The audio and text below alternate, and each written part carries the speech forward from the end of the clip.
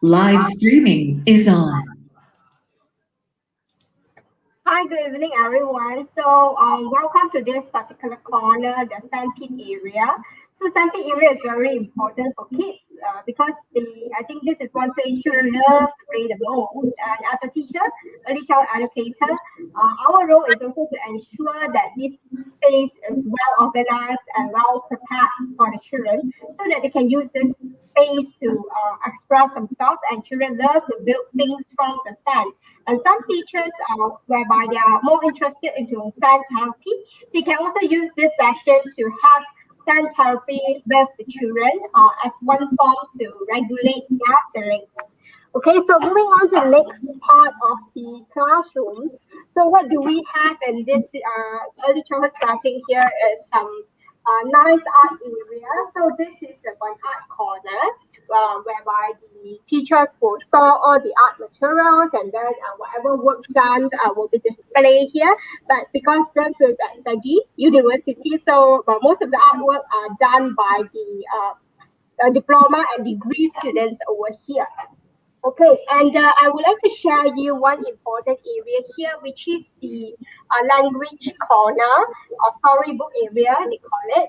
So in this area, what our students usually do, or what most early childhood educators will do, is to prepare and make their own storybook. So here I would share you some examples of storybooks done by the previous students. So you can see, teachers just need to be very creative in this whole area to set up and to, really plan out learning activities to improve students' learning in terms of this particular corner, which is a language part, teaching them vocabulary, teaching them how to recognize pictures and to read as well. Okay, so these are some area where we will set up to do some matching in terms of letters to the pictures, and of course, other than all these things, early childhood educators also need to deal with the babies. Okay, Wow, maybe. so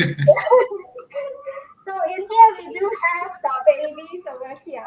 So very important is that we must learn how to carry baby, and then teachers must know how to feed the baby, and then do some first aid on the baby in case the baby is choked. So these are some very important skills as a teacher. So we don't just teach, we don't just play with the children, but most of the time we also need to take care of their well-being, take care of their safety and healthy part of them, including babies as well. Yeah, yeah. Get back to you, Yashi. All right. Thank you, Miss Chrissy Tong. Very nice place. Very beautiful, colorful. All right. Now, let's Dr. Pan Jinqing for your session. Can you, Doctor? Hello. Yeah. All right.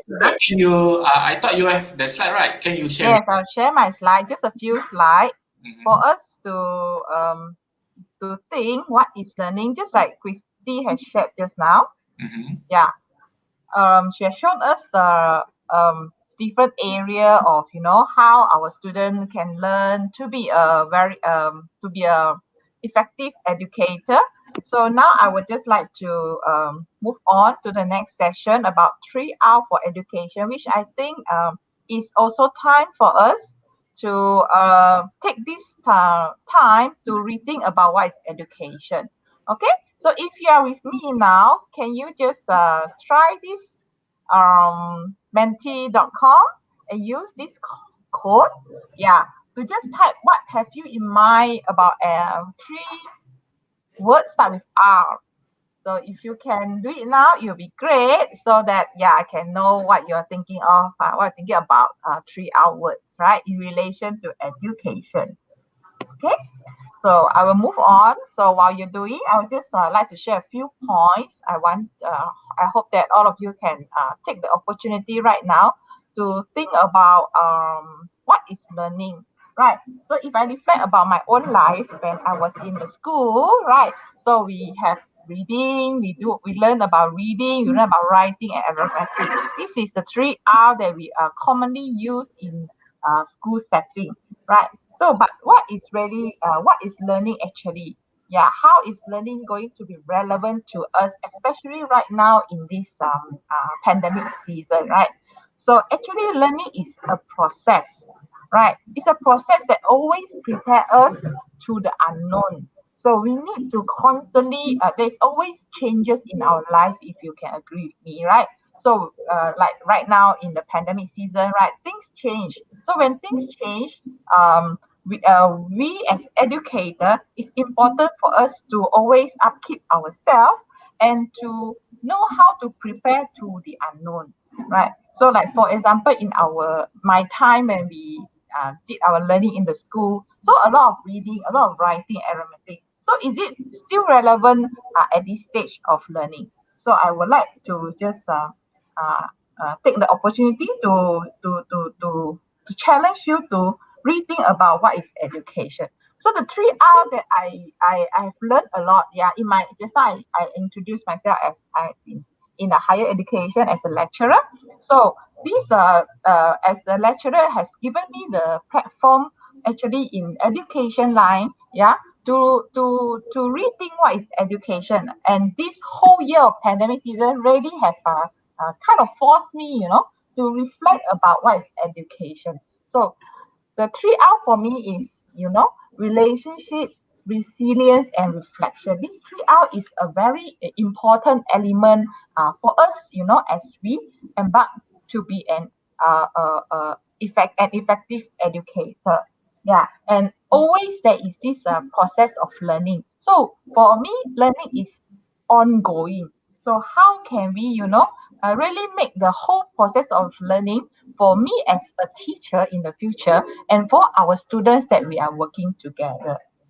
Okay, so these 3 R, and also at this stage, we know, right? We are in the 21st century, and there are many skills evolved, as compared to those 20 years ago, like I was in, right?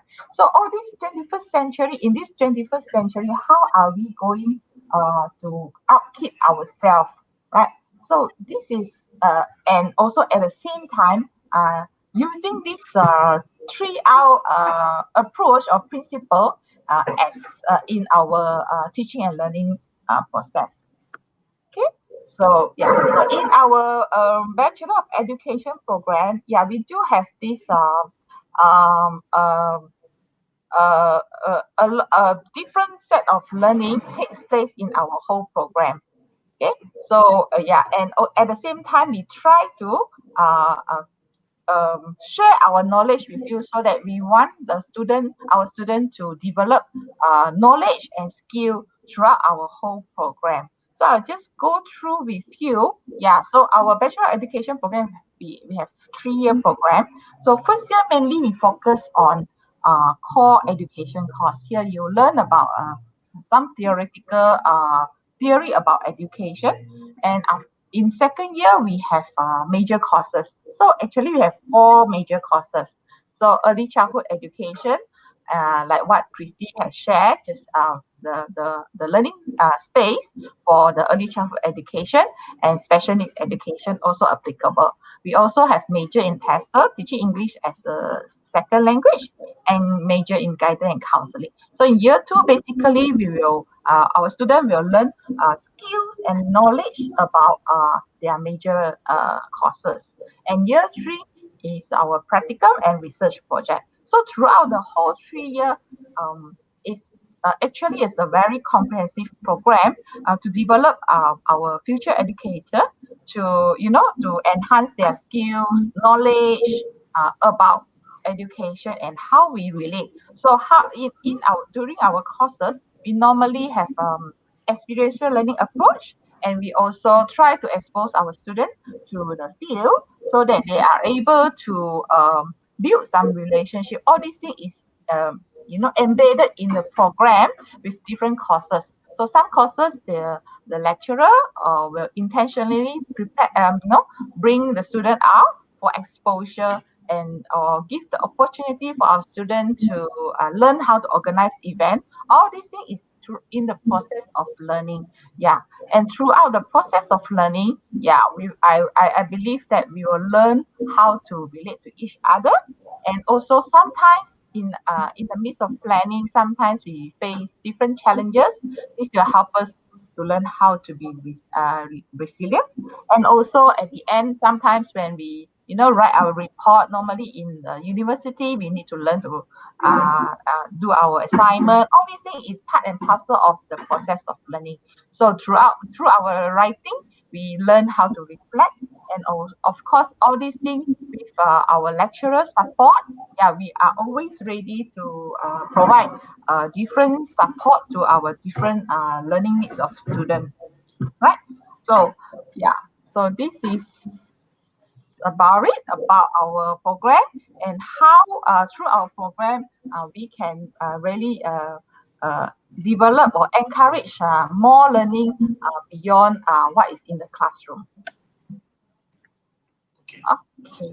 All right. That's a bit of what is education. All right. Thank you, Doctor and Miss Chrissy Tong. Okay, Doctor. Actually, I have few questions I want to ask you. What the skill to what the quality of the good kindergarten teacher? The quality of a good kindergarten teacher. What the qualities of the good kindergarten teacher? Quality 3R can Yeah, can. No, actually the 3R is applicable to all the settings. Yeah, a really good quality educator, including early childhood. Yeah, they really practice the resilience in the kindergarten setting and even in the school setting. Yeah, and I can see a lot of them. They enjoy teaching and learning in the midst of challenges. So we always think teaching children is like very easy, right? Actually, there are other challenges that is unseen. So yeah, so while handling challenges or risk management in the kindergarten setting, if I see that many of my friends actually in the early childhood education, they do enjoy it. Yeah, so that is the quality that right, Christy, you can add on to this.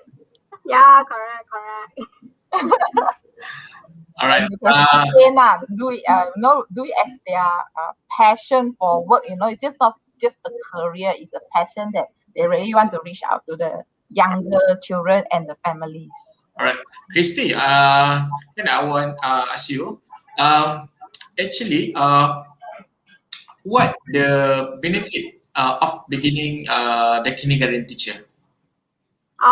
Becoming an early childhood teacher, what are the benefits? I think one of the best benefits that I can think of is that next time you have a better experience in taking care of your own kids.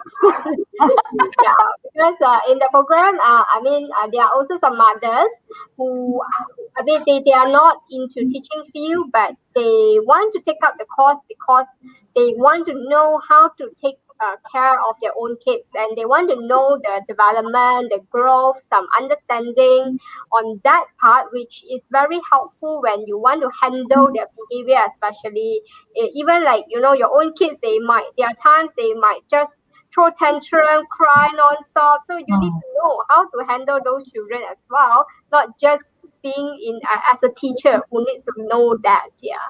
All right, thank you. Last question for me, Doctor.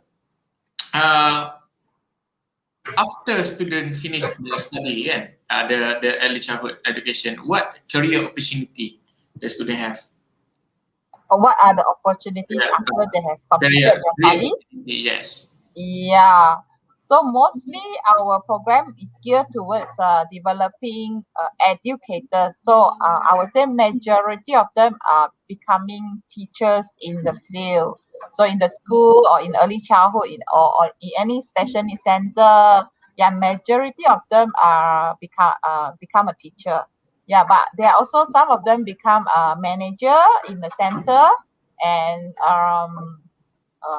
yeah, and administrative work. But most of them are, they are also transferable skills that actually they learn from our program. So some of them also become in the sales or in the marketing, depends on their own personality. But our program really geared towards developing educators. All right. Thank you, Doctor and Christy. All right. Now we are currently offering the foundation free scholarship 100% for student you want to continue for degree program, and then other than that, the pandemic Segi University has the offering the pandemic assist scholarship scheme, short it PASS pass, and we offer the 20% scholarship for student to direct entry for diploma or our degree program, and we are offering the free scholarship MBA for those to direct entry from diploma or degree program. So our fully online base, and then for our next intake is May and June. For May intake, you can actually join with forecast and forecast or trial result SPM. All right. This today. Thank you for your time, Doctor and Christy. Hopefully, take care, and then hopefully see you again. Thank you. Thank Okay, you. thank Bye. you. Bye bye.